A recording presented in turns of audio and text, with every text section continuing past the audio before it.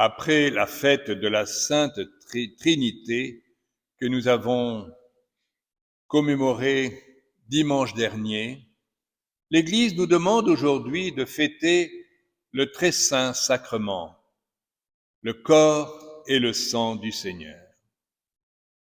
Nous ne comprendrons qu'au ciel la grâce extraordinaire que nous a fait Jésus en nous permettant de s'unir à lui dans cette communion. Nous l'avons lu dans la première lecture, autrefois on sacrifiait des boucs et des taureaux parce que seul le sang du sacrifice purifie des péchés. Mais Jésus, qui a versé tout son sang sur la croix, sur ce gibet, sur cette punition des criminels qu'il a reçue à notre place, Jésus, par son sang, nous purifie de nos péchés. Comme le dit saint Paul, il purifie notre conscience des actes qui mènent à la mort. Car c'est cela qu'on oublie. Le péché mène à la mort. Alors bien sûr, nous avons l'habitude d'entendre parler de mort. Nous accompagnons à leur dernière demeure les êtres chers qui nous précèdent dans la vie. Mais nous voyons aussi que la mort peut être infligée par l'homme. Les guerres, les crimes, et désormais des crimes même institutionnalisés, puisque on parle de permettre l'euthanasie, qui est déjà en acte dans beaucoup d'endroits. La mort, c'est la conséquence du péché. Et la mort la plus horrible est celle que donne l'homme à son semblable. Mais tous, nous devons mourir, parce que le péché, c'est la mort. C'est la séparation d'avec la source de la vie qui est Dieu. Saint Paul nous dit, sa mort a permis le rachat des transgressions pour recevoir l'héritage éternel, la vie éternelle. Le sang du Christ donne la vie. Le sang, vous le savez, est un signe de vie, le symbole de la vie. L'homme qui perd tout son sang ne peut que mourir, car c'est le sang qui transporte dans notre corps l'énergie. C'est le sang qui transporte l'oxygène, les nutriments. Et notre corps a besoin d'être nourri. Mais par le sacrifice de sa vie, Jésus nourrit notre âme. Quand il a institué l'Eucharistie, la veille de sa mort, il a attendu le dernier moment pour que nous comprenions bien que la mort qu'il a subie et offert le vendredi saint, c'est la même chose que cette mort qu'il commémore durant la Sainte Messe, le saint sacrifice de la Messe. Prenez, ceci est mon corps, buvez, ceci est le sang versé pour vos péchés. C'est un acte d'amour infini. Le Seigneur Jésus, Dieu égal au Père et à l'Esprit, a donné sa vie, nous donne sa vie, pour que nous ayons sa vie. Parce que notre vie sur la terre n'est qu'une mort. Chaque jour, dans mon pays, au Pays Basque, il y a un clocher et sous l'horloge, il est écrit « Toutes les heures blessent, et la dernière tue.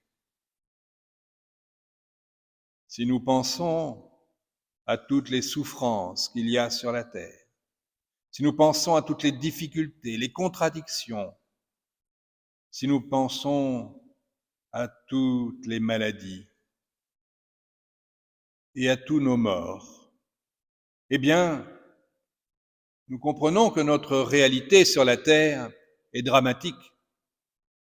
Certes, il y a aussi des joies. Et la plus grande joie, c'est la naissance d'un enfant.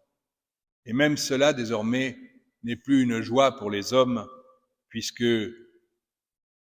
on refuse la vie aux enfants à naître.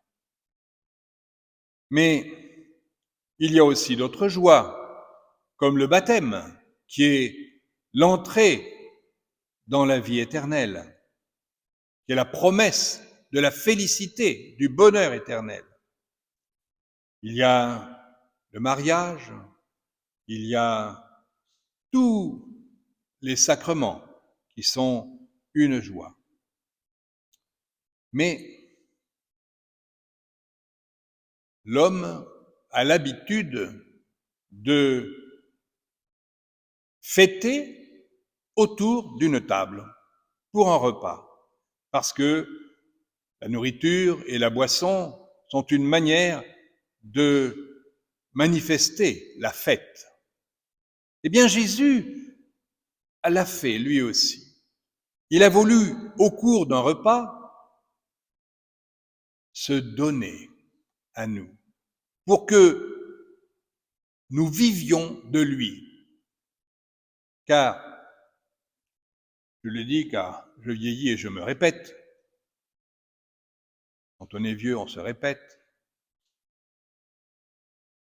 Quand on prend de la nourriture, on transforme un être vivant, que ce soit un animal ou un végétal, en nous-mêmes. On absorbe, on intègre, on digère la vie pour transformer cette vie en nous. Quand on prend la Sainte Communion, c'est le contraire qui se passe. Nous mangeons la chair et le sang du Christ pour nous transformer en lui. Jésus veut nous diviniser. Cela semble presque un blasphème de dire une chose pareille. Pourtant, saint Paul le dit, saint Pierre aussi, parce qu'ils l'ont reçu du Christ. Jésus nous unit à lui par son humanité pour que nous nous unissions à sa divinité. Et c'est ça le mystère de la Sainte Communion, du corps et du sang du Christ. Cet après-midi, nous essaierons de faire la procession du corps et du sang du Christ à la chapelle d'Avigny. Et tout à l'heure, à la fin de la messe, vous êtes invités à venir communier au corps et au sang du Christ. Mais ce n'est pas un acte extérieur, ce n'est pas un acte magique qu'on fait, c'est une union en vue de la sainteté. C'est pourquoi nous avons lu dans la séquence de saint Thomas d'Aquin tout à l'heure que celui qui le mange en se préparant par exemple, une bonne confession, ou celui qui le mange indignement, les effets seront très différents. Pour l'un, c'est la liberté, le couronnement, la gloire. Pour l'autre, ce sera la honte. Parce que Dieu ne nous considère pas comme ses esclaves, mais comme ses enfants. Et l'enfant doit participer à l'œuvre du Père. Jésus ne nous sanctifie pas contre nous, il nous sanctifie avec nous. C'est pourquoi nous devons purifier nos consciences de tout ce qui les souille, soit en demandant bien humblement pardon à Dieu, en se reconnaissant pécheur, soit en recevant le pardon de Dieu par la confession. La fête du corps et du sang du Christ est l'occasion pour nous de nous tourner vers Dieu, de nous dire « Je retournerai vers mon Père qui m'attend, car sans lui, je suis perdu. » Lui, il sait où il nous conduit. Il nous conduit à la vie éternelle. Il nous conduit au royaume de Dieu. Il nous conduit au bonheur, à la gloire et à la sainteté. Mais il ne le fera pas sans nous. Nous devons nous tourner vers lui et lui dire « Seigneur, pardonne-moi. Je ne suis qu'un pécheur, mais je veux t'aimer et vivre avec toi pour toujours. » Nous célébrons aujourd'hui la messe pour Isora, Julio et Nathalie. Nous nous souvenons avec quelle fidélité Julio, Isora venaient à la messe ici, dans cette église. Combien ils priaient avec nous. Eh bien maintenant, ils nous ont quittés, mais ils ne sont pas loin. Ils sont là où l'amour de leur cœur les portait, c'est-à-dire vers Dieu. Je vois que de nombreux membres de leur famille sont ici. Je peux vous dire, parce que j'en ai parlé avec Isora, combien elle priait pour vous, combien le salut de vos âmes et le souci de votre bonheur éternel était dans son cœur. Elle priait, elle venait au chapelet presque tous les jours, elle venait à la messe très fréquemment, en semaine,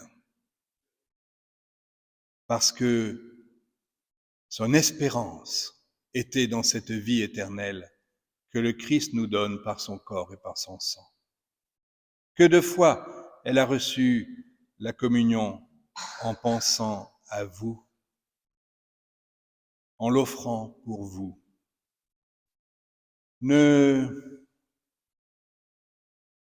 N'oubliez pas cette fidélité. Certes, nous prions pour eux, car pour se présenter devant Dieu, il faut beaucoup de prières, beaucoup de sacrifices, il faut beaucoup d'amour. Mais nous prions avec confiance, car leur foi les accompagne.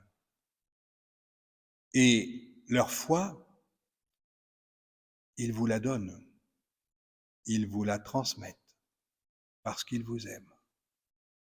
Soyez fidèles, vous ne le regretterez jamais.